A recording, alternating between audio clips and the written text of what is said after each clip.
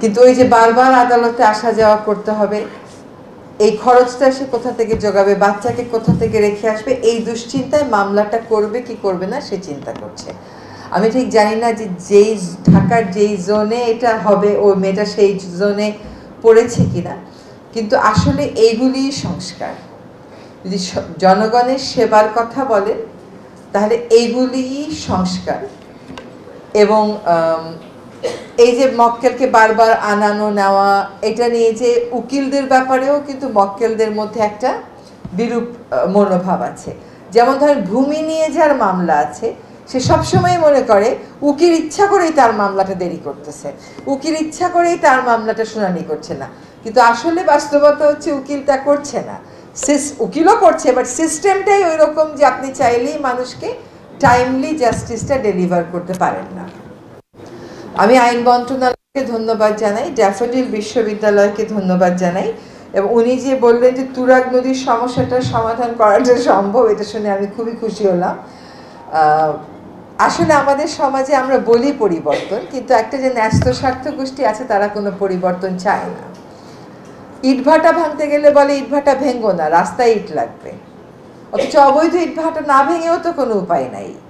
তো এইরকম বাস্তবতার বৈরী একটা সমাজ যদি পরিবর্তন চায়ও, সমাজকে যারা চালায় তারা তো আসলে পরিবর্তন তো অত সহজে চাচ্ছে না। সো পদে পদে বাধার সৃষ্টি হচ্ছে। আজকে যে ঘটনা, আজকে যে একটা উদ্যোগের সাথী হলাম, সাক্ষী হলাম, আমার মনে হয় এটা আসলে একটা বিপ্লব করে ফেলবে। সত্যি যদি এটাকে আমরা টিকিয়ে রাখতে পারি আর রেপ্লিকেট করতে পারি, ধরেন আগামী 2-3 বছরের মধ্যে রেপ্লিকেট করে ফেলতে পারি, এটা একটা আসলে বিপ্লব করে দেবে। আমার জন্য এটা আরও বেশি আনন্দের, কারণ এটা পেপারলেস হবে, এবং পেপারলেস হওয়ার কারণে আমাদের যে পরিবেশ মন্ত্রণালয়ে কাজ করি সেখানেও দেখি আমাকে কোনো কিছু প্রিন্ট আউট দিলে ঝকঝকে নতুন কাগজে দেয়।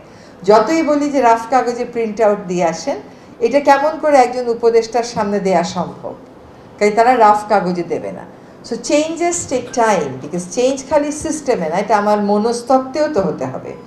তো আজকে যে চেঞ্জটা হলো, এটা কাগজবিহীন একটা বিচার প্রক্রিয়াতে আমরা যাত্রা শুরু করলাম।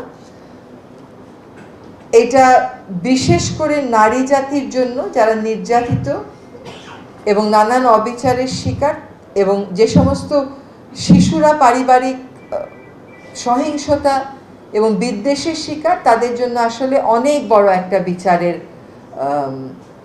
বার্তা নিয়ে এসছে, বিচারের সম্ভাবনা নিয়ে এসছে। আমরা যেন এটাকে সবাই মিলে সহযোগিতা করে কার্যকর করি, কারণ অনলাইন সিস্টেম চালু হয় কিন্তু এটা ওয়ার্ক করে না। যেমন রাজ্যকে আপনি অনলাইনে বিল্ডিংয়ের পারমিশন চাইবেন, এটা বহু আগে থেকে চালু আছে, কিন্তু অনলাইনে আর সাবমিট করা যায় না, কারণ অনলাইনটাকে এমন একটা ঝামেলা করে রাখে যেটা আপনি সাবমিট করতে পারেন, সেটা যেন আমরা না করি। এটা চালু হওয়ার সম্ভাবনা তখনই থাকবে যখন সত্যিকার অর্থে আইনজীবীরা এটার পক্ষে অবস্থান নেবে। আইনজীবীরা যদি বলে যে আমরা এটা চালু করেই ছাড়বো এবং সার্ভার ডাউনটাউন এসব কথা শুনবো না, তাহলেই কিন্তু এটা সত্যি চালু হয়ে যাবে। এটা আইনজীবীদেরও ঝক্কি ঝামেলা অনেকটা কমে যাবে।